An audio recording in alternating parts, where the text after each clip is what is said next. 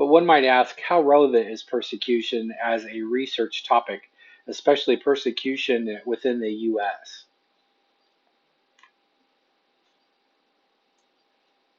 Well, one church father said, the blood of the martyrs is the seed of the church.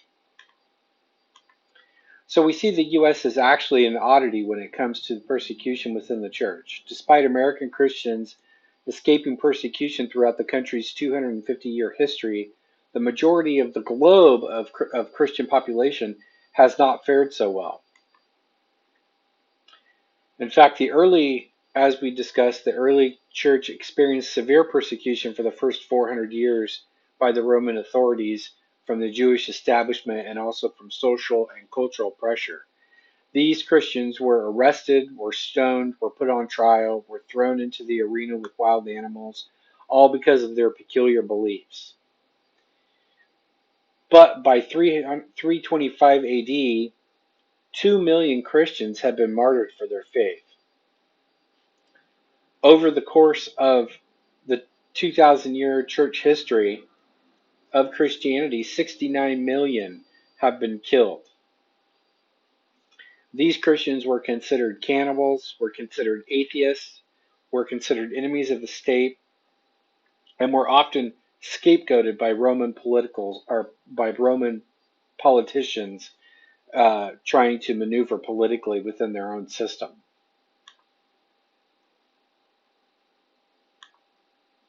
And then we look at modern persecution. So the modern persecution of Christians is actually globally on the rise. We see from 2019 to 2020, Christians persecuted increased globally by 6%. Now, if we break that down a little bit, we see that in that time period, in that year between 2019 and 2020, there were 3,711 believers detained because of their faith, and there were 3,000 Christians murdered during that time period.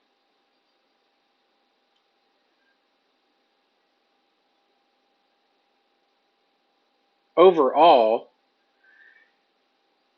in the global perspective, there's 260 million Christians that experience persecution every single year. That's 10% of the Christian population.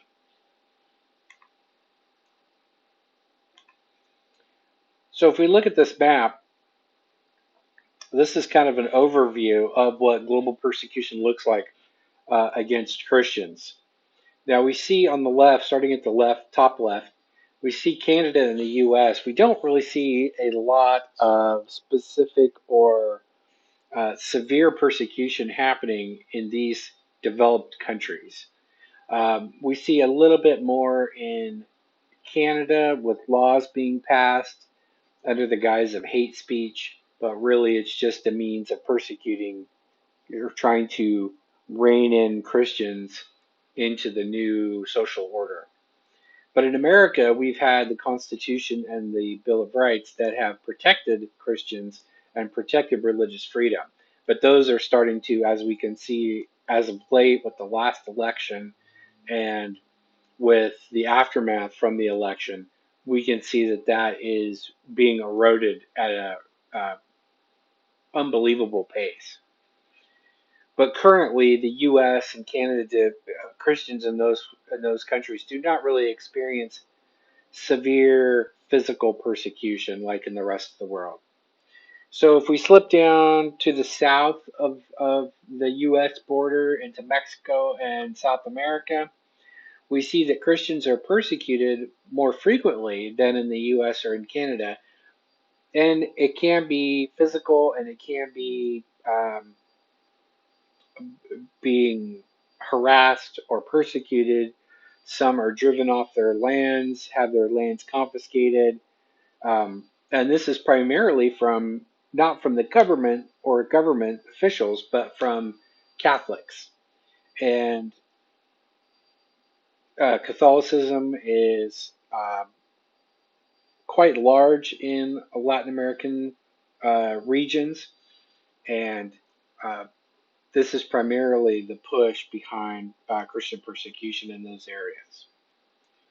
And of course, there's also there's other social issues and political issues, and also crime issues with cartels and the drug trade and that kind of stuff. So, but it is a little bit more. There is a little bit more persecution there in those countries than there is in the U.S. and Canada.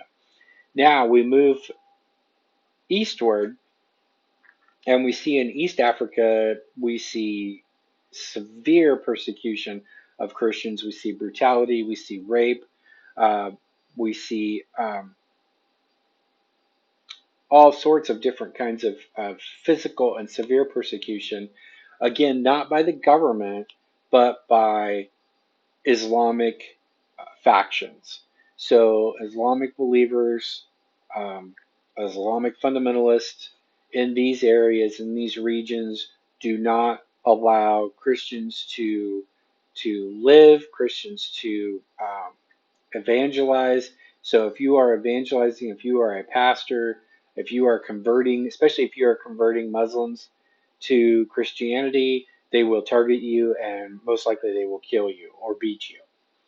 So then we get to the Middle East and we see that persecutions is very severe in places like Iran, Yemen, Sudan, Somalia, Pakistan, Libya, Afghanistan, all these different places. It is not, it is basically a death sentence to be a Christian. It is not a matter of if, but when you will be persecuted or you will have your life taken. So then we move into areas like in Asia, such as China, North Korea, those being especially brutal, but there are also other Asian countries as well.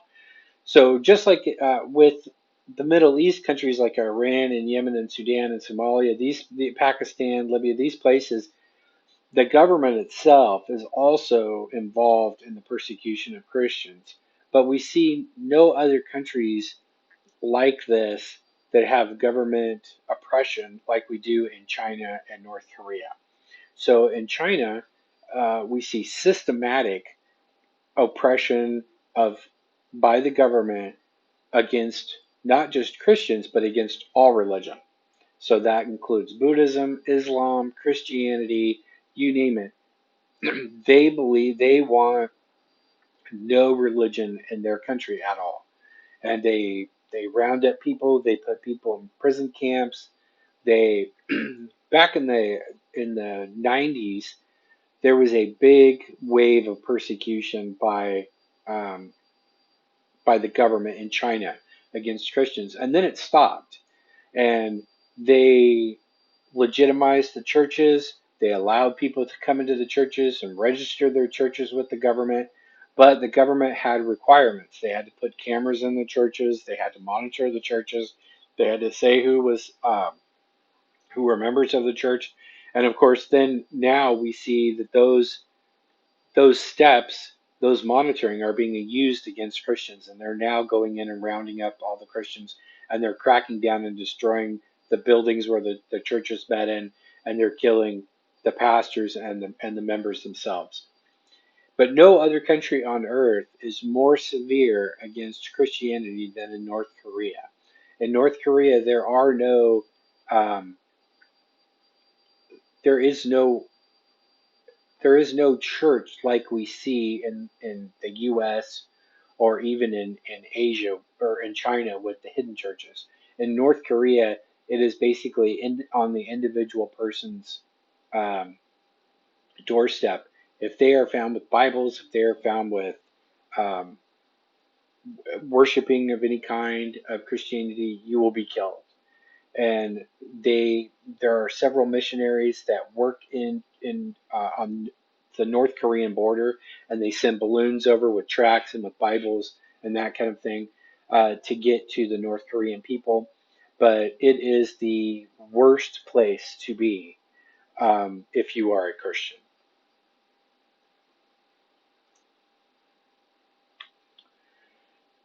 So we see at least lately, as of this year, the end of 2020, we see that things are shifting for the American culture and American politics.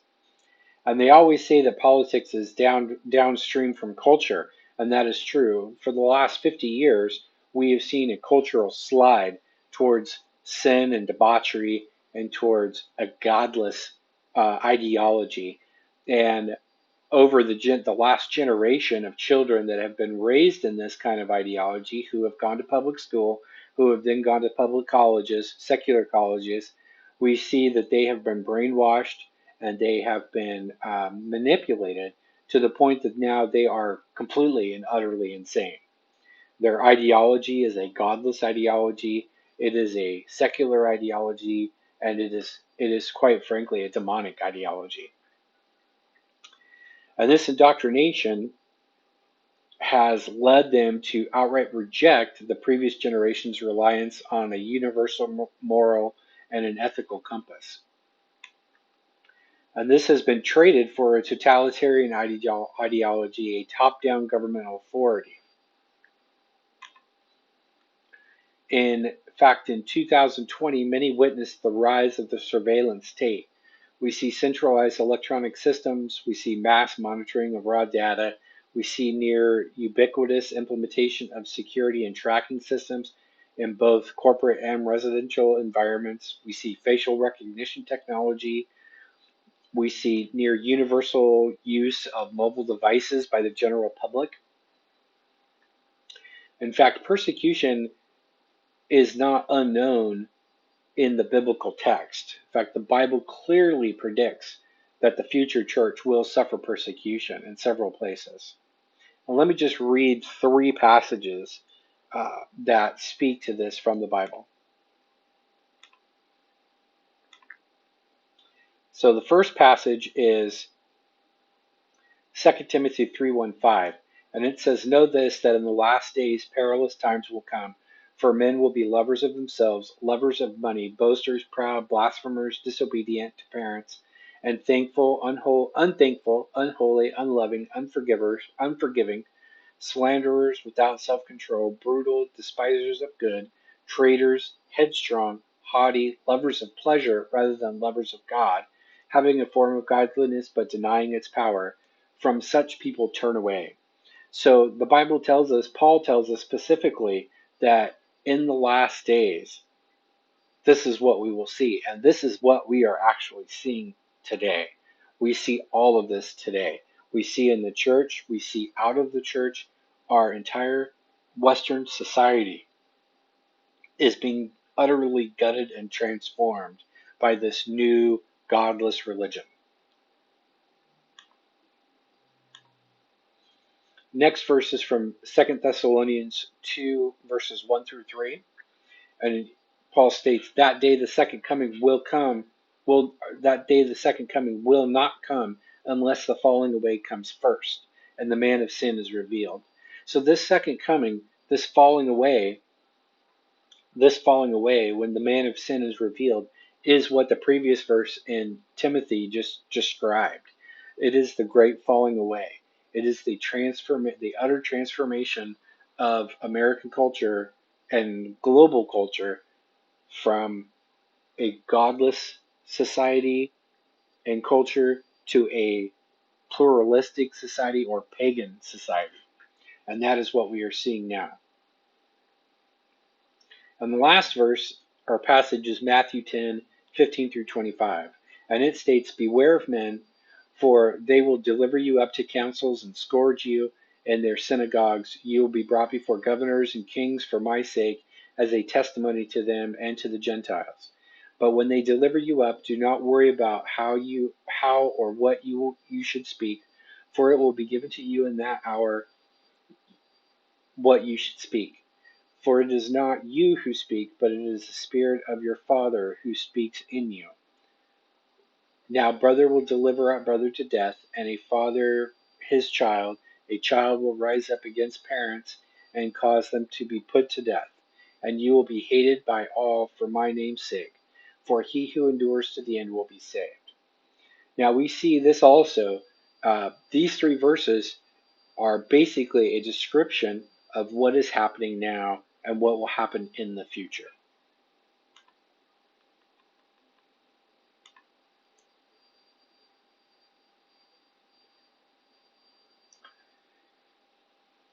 So there appears to be a progressive liberal agenda behind the growing hostilities towards the Christian worldview in America.